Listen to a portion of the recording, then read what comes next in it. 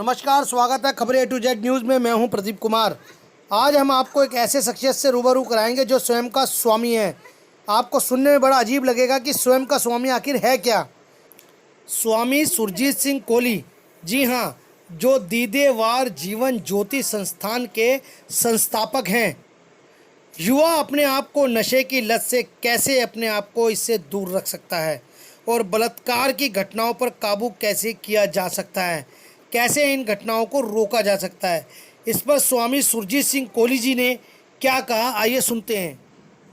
Sir, हमारे यहाँ का युवा एक बलात्कार की घटनाओं को देखते हुए बलात्कार का शिकार बन रहा है। और साथ ही साथ दूसरा सवाल ये है मेरा कि जो हमारा युवा है वो नशे में ज़्यादा इन्वॉल्व हो रहा है। तो इसमें दीदेवार क्या चाहे, क्या करेगा इसका निवारण के लिए कि क्या किया जाए? जैसे रमजान के महीने में आपने देखा है कि बलात्कार की घटनाएं सामने आई हैं लॉकडाउन के चलते हुए। ऐसा है कि ये घटनाएं आदिकाल से चलती आ रही हैं। ये मानव की प्रवृत्ति है और 14 साल के अंदर हर जो युवा है, पुरुष है, वो पिता बनने के अंदर उसे बदलाव हो जाता है और जो लड़की है उसे माता पिता के सृष्टि नियम के अनुसार बदलाव होते हैं। और ये शारीरिक आवश्यकता है हर मानव की। पुरातन समय के अंदर हमने इसी समय इसको रोकने के लिए उनकी शादी कर दी जाती थी, वो उनका घर में होता था। पर आज वर्तमान समय के अंदर मानसिक रूप से वो इतना तैयार नहीं होता, तो हमने 21 साल उसका परहेज़ करा। और सबसे बड़ी बात यह है जी कि पिछले 2 दशक से एक तो मानव ने प्रगति बहुत करी है, कहीं पे वो घटना बनी गई है उसको विचार कर बहुत ज़्यादा फैलाव के किया गया। दूसरी बात है कि पिछले 2 या 3 दशक से जो औरत है वो 4 द्वारी से बाहर आना आरंभ हो गई, मगर जो पुरुष है अपने विचार से, संकीर्ण विचार से वो बाहर नहीं आया। तो जब भी उसे अनजान कोई लड़की देखती है, उसके पीछे छुपी हुई चीज़, उसे मौका मिलता है, अवसर मिलता है, तो उस पर प्रहार करने की कोशिश करता है। और ये बहुत बड़ी दुविधा है। हमने अगर औरत को बाहर निकालना है तो उसके साथ साथ हमें पुरुष की भी, जो युवा है, उसकी मानसिकता को भी बदलना था, उसको भी उस मानसिकता से बाहर लगाना था। तो हमने उसे कहा कि तेरे को स्त्री मिली है तो बलपूर्वक भी इसका प्रयोग कर ले। ये जो भावना है ये गलत थी, हमें पुरुष के अंदर सहन करनी है। और दूसरी बात है, कुछ हद तक जो गांव से लोग शहर में आते हैं उन्होंने वहाँ देखा नहीं होता, तो एक लालसा मानव की प्रवृत्ति के अंदर है, तो उसे ग्रहण करने के लिए वो गलत काम करता है। जब भी उसे अवसर प्राप्त होता है, सामूहिक रूप के अंदर जैसे ही 4-5 युवा इकट्ठे हो जाते हैं, वो किसी की नहीं सुनते हैं। वो हमने अपने घरों में भी देखा है, जगह में भी देखा है। तो जो स्त्री है उसको अपनी हिफाजत के लिए है, और ये कहना कि स्त्री बराबर है तो उसके लिए ये है, ये गलत है, क्योंकि समाज के नियम के अनुसार, प्रकृति के नियम से हमें हिफाजत भी करनी है।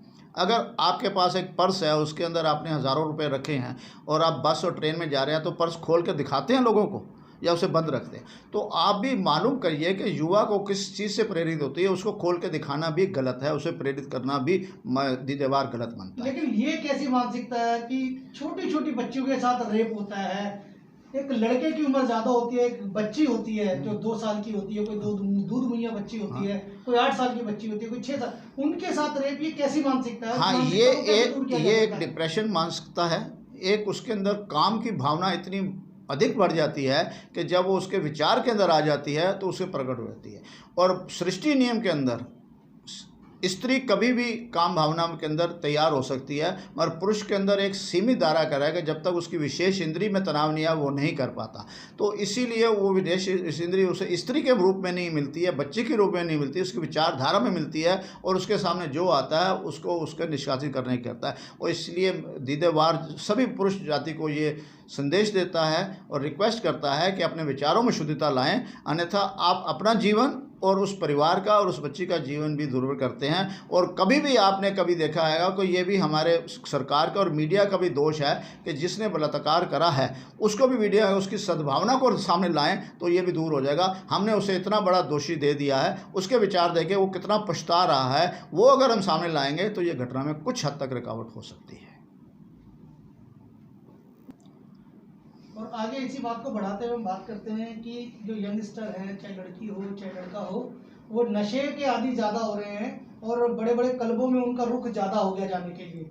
तो उनके विचारों को किस तरह धीरे वार बदल सकता है जो एक इंसानियत के रूप में जी सके वो?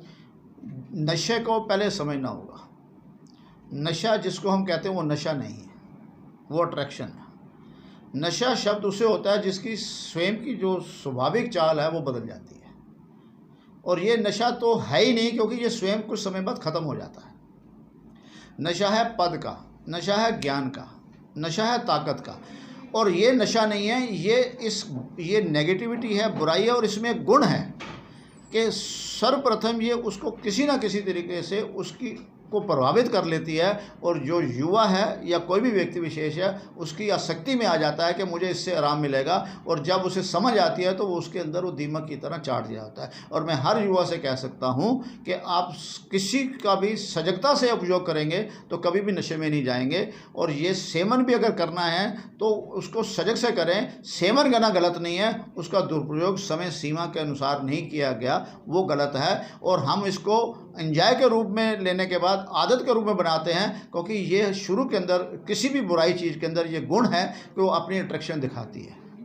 अंधेरा जो है प्रकाश की अनुपस्थिति है, अंधेरे में अपना दम नहीं। जैसे ही प्रकाश करेंगे वैसे ही अंधेरा उतर जाएगा। हम अपने भीतर विचारों को शुद्धि लाएंगे, और हमें कभी भी नशे की जरूरत नहीं। ये हमारी कमजोरी है कि हम किसी को ऐसे चीज़ का साधन ले रहे हैं, कल वो हमारा मालिक बन जाता है। पूरे युवा पीढ़ी को कहता हूँ, अगर आपने उत्साहित होकर कभी एंजॉयमेंट में करना है और दूसरे से प्रेरित होकर नहीं, स्वयं से सजगता से करेंगे तो ये कभी भी आपके जीवन के अंदर अहित नहीं होगा। और सरकारों से भी निवेदन करता हूँ कि प्रतिबंध करने से एक आसक्ति पैदा होती है, और प्रतिबंध ना करें, एजुकेट करें। और दीदेवार पिछले एक दशक से जगह जगह एजुकेट कर रहा है, और कईयों से इनसे छोड़ दिया है। इसका परहेज जो है, प्रतिबंध जो है के ऊपर दीवार की सहमति नहीं है, उसको एजुकेट करने की सहमति है। बाहर पोल्यूशन है तो बाहर निकलना बंद नहीं हो सकता। पोल्यूशन के अंदर आप कैसे संयम रह सकते हैं, इस एटमॉस्फेयर में आप कैसे रहेंगे, दीदेवार इस बात की सहमति देता है, और इस बात के पूरी सजग तो हुए कार्य कर रहा है।